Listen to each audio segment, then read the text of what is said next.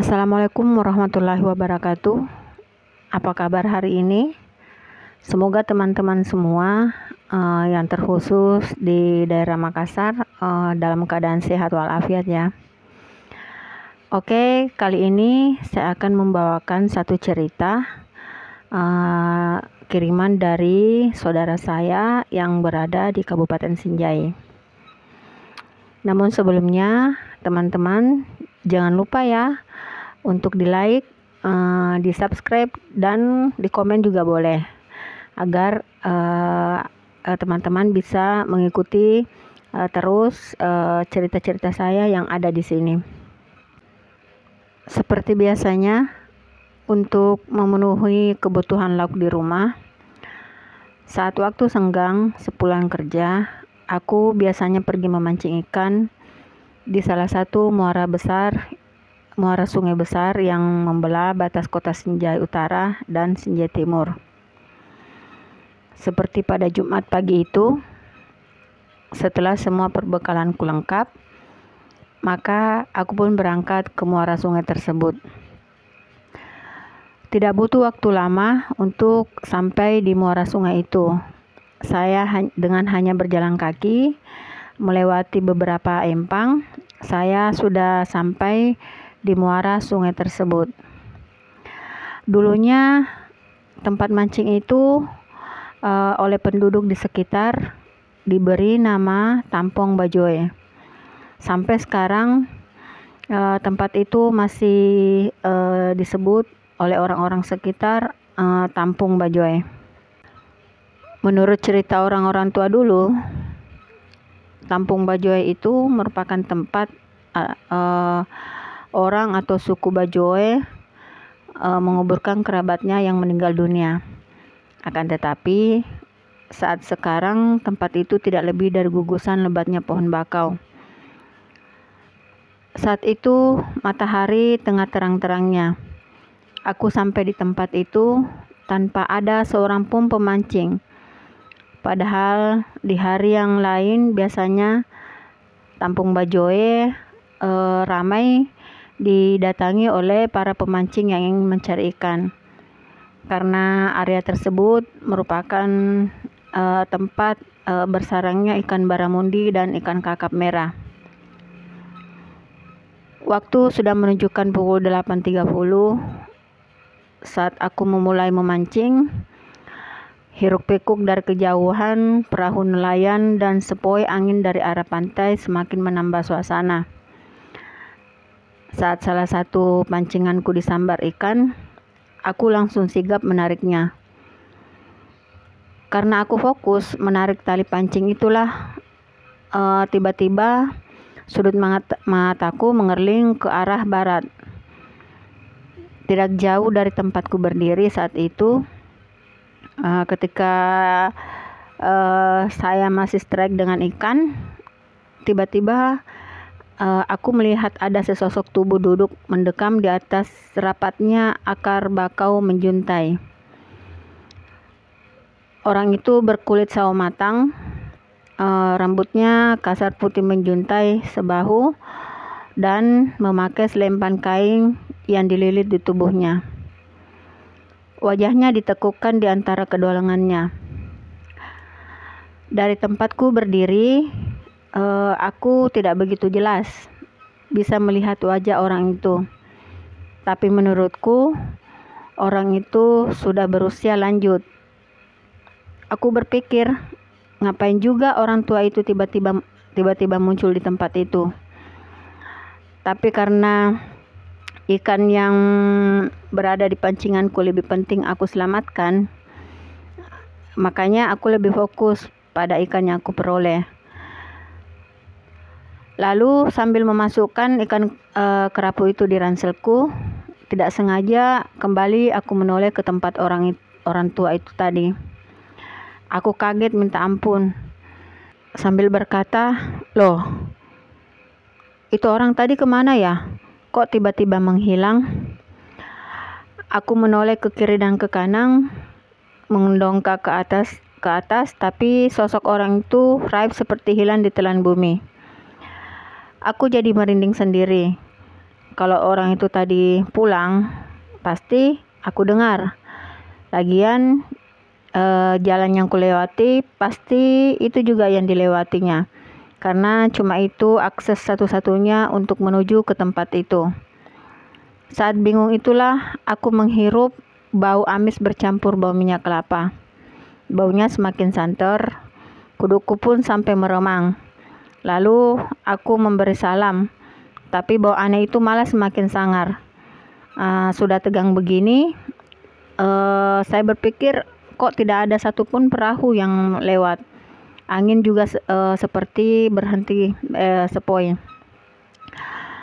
Puncak tegangku membungkus perasaanku. Tiba-tiba aku mendengar suara orang batuk dari arah kiriku. Sigap aku menoleh ke arah kiri, tapi tidak ada siapapun di sana. Aku berusaha mencari sumber suara itu, tapi tidak aku temukan. Perasaanku semakin tidak karuan. Aku merasakan benar-benar ada yang memperhatikanku di tempat itu.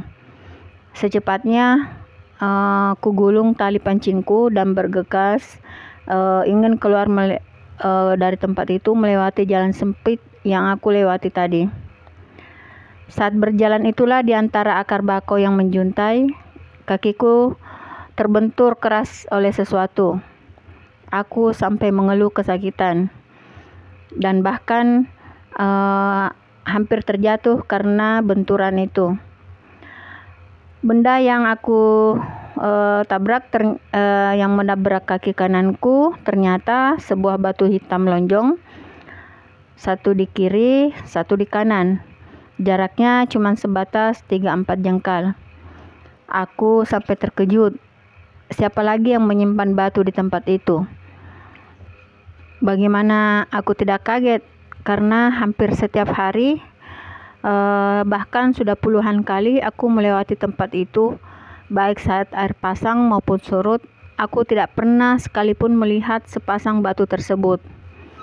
Batu apa ini? Lonjong, panjang, hitam, kataku. Peduli amat. Aku kembali melanjutkan langkah. Justru saat itu aku mendengar suara orang mendehem berat dari arah belakangku. Namun ketika aku menoleh ke belakang, alangkah kagetnya aku ketika melihat orang yang tadi raib tiba-tiba ada duduk di tempat itu.